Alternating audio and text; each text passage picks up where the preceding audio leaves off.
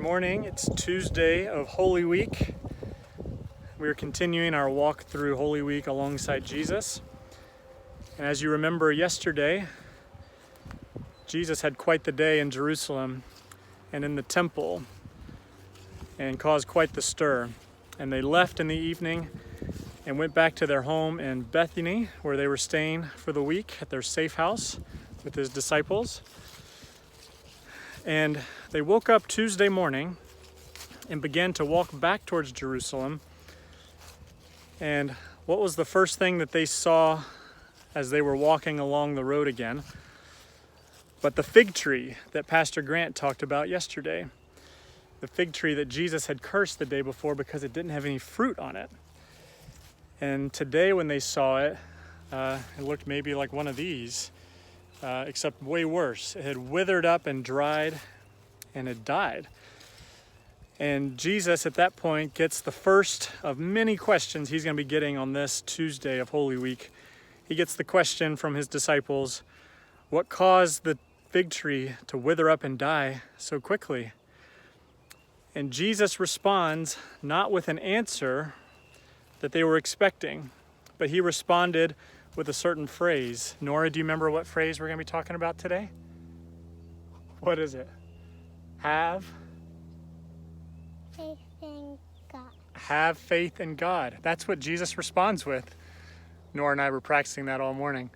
Jesus responds with this phrase, have faith in God, after this fig tree dies. He's trying to teach his disciples a lesson about bearing fruit and how fruit actually comes.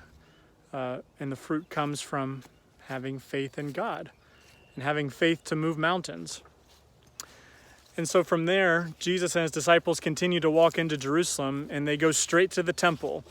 And guess who's waiting for them there and who's just eagerly anticipating coming straight up to Jesus? But the Pharisees and the chief priests and the leaders of the Jewish community. And they come straight to Jesus as Jesus begins teaching. And they ask him their first question of the day, which is, what gives you the authority to do all these things? To curse fig trees, to flip over tables in the temple, to teach with this kind of authority.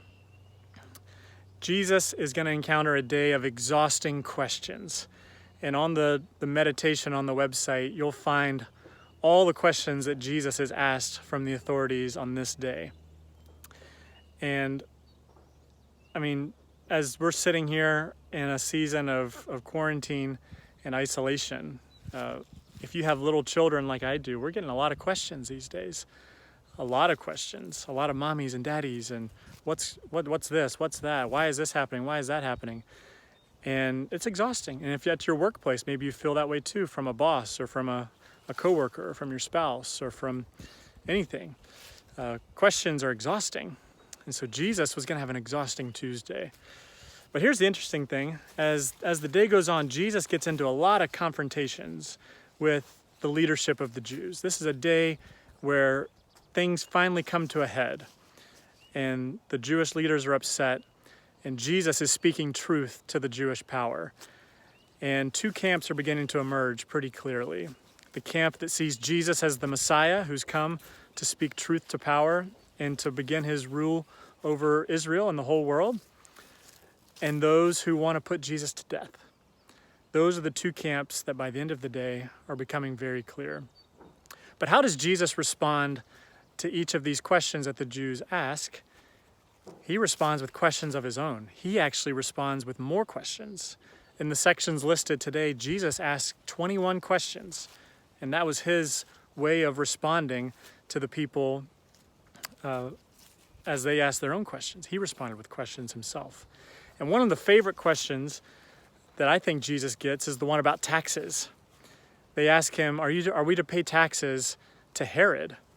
And Jesus famously pulls out a coin and says, whose picture is on the coin? And they say, well, it's Herod. And so Jesus famously responds with, well, give to Herod's what is Herod's, and give to God what is God's. And Ravi Zacharias has a great line here. He says, Jesus was probably also thinking, he may have even said later, the next follow-up question Jesus could have asked at that point is turning the tables back on the people and saying, and whose image is on you? And so God's image is on humanity. And if God's image is on us, then what do we owe back to Jesus but our very selves, and to pay ourselves back to him?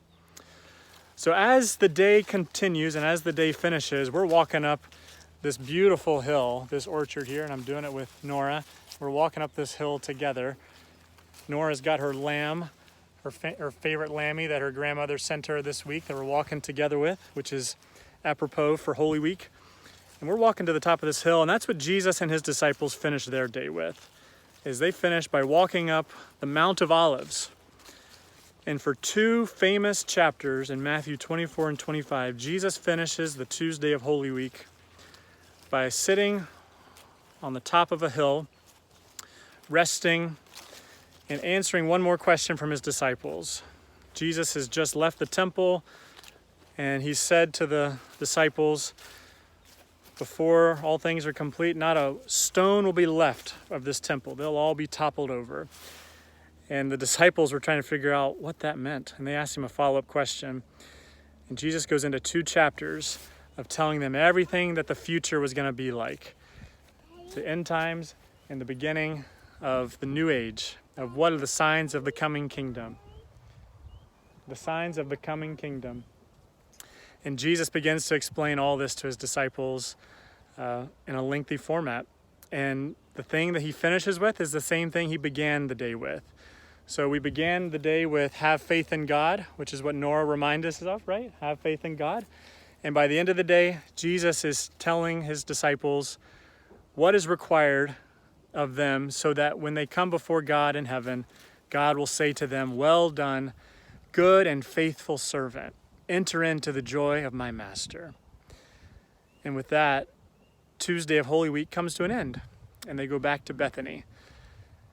And Jesus is going to come back to Jerusalem on Wednesday, but the tone is not going to be the same. There won't be more discussion or dialogue. It'll be pretty much pure confrontation. So Jesus gets questions. He provides answers. And Jesus is the one who holds all of them together because he knows the past, the present, and the future. So have a blessed Tuesday of Holy Week. Nora and I are going to be enjoying this beautiful day together as a family. We hope you have a wonderful day. See you tomorrow.